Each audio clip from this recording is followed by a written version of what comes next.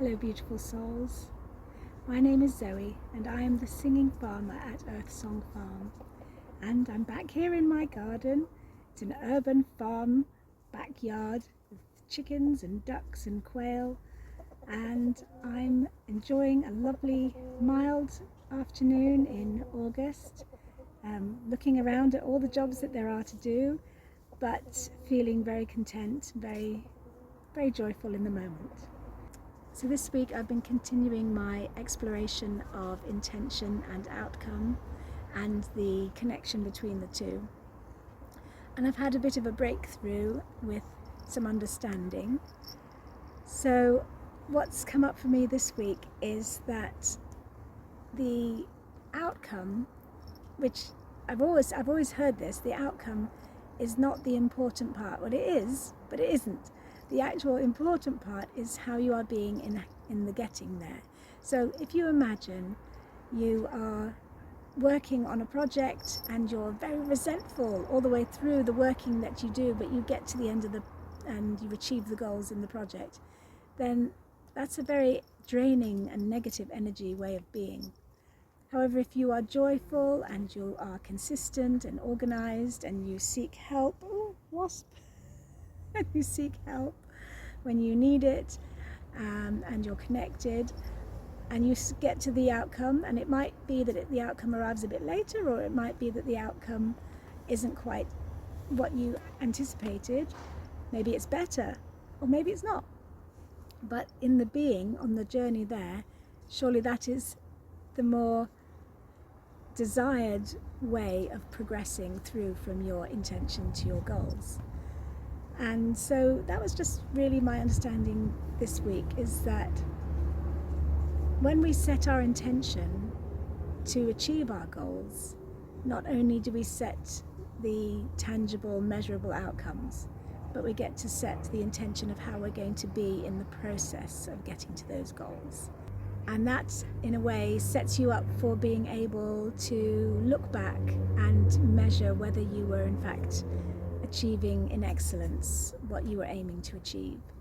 So rather than aiming on the actual tangible outcomes and saying that's providing the excellence, that's providing the feedback on whether you achieved excellence, it's more a case of how you were being, looking at the being and assessing the ways of being, were they in excellence.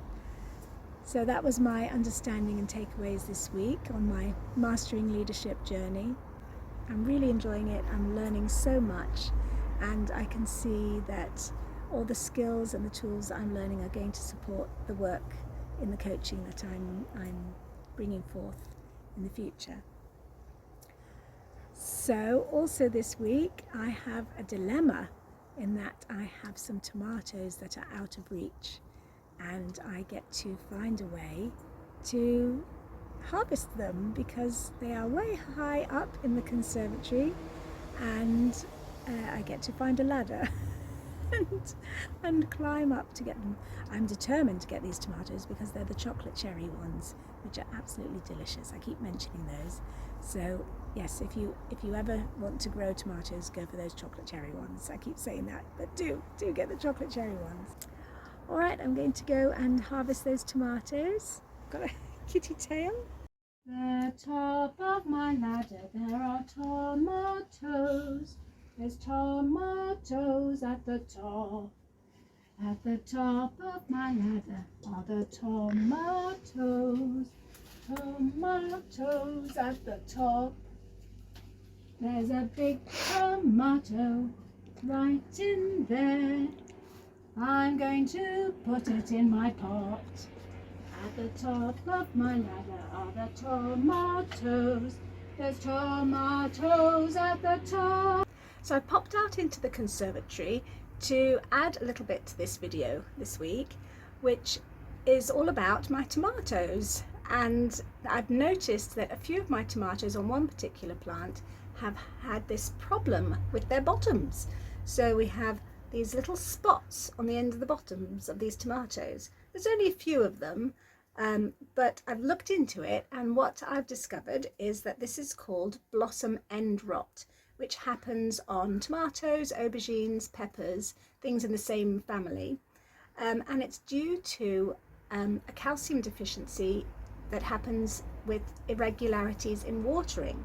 So somewhere in the process of looking after these plants over the summer, there's been an issue with this one particular plant that's had problems getting calcium through problems with watering.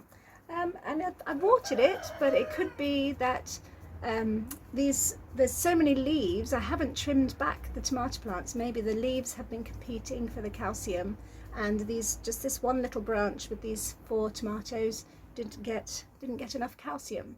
So if you discover little spots like that on your plants, don't worry, it's not a pest. It is in fact due to watering. So subsequent tomatoes have been fine. I've not had any issues with those. It was just this one little batch. And if you spot something starting, then you get to check on your watering regime and make sure that your tomatoes are getting what they need. All right, that was just a little extra add-on about tomatoes and blossom end rot. If your tomatoes have got spottums on their bottoms, then your plant is asking you for a drink. So we get to water it with regularity. It's a calcium deficiency, we think.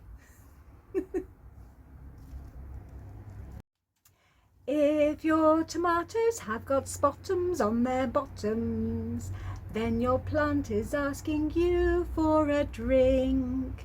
So we get to water it with regularity. It's a calcium deficiency, we think.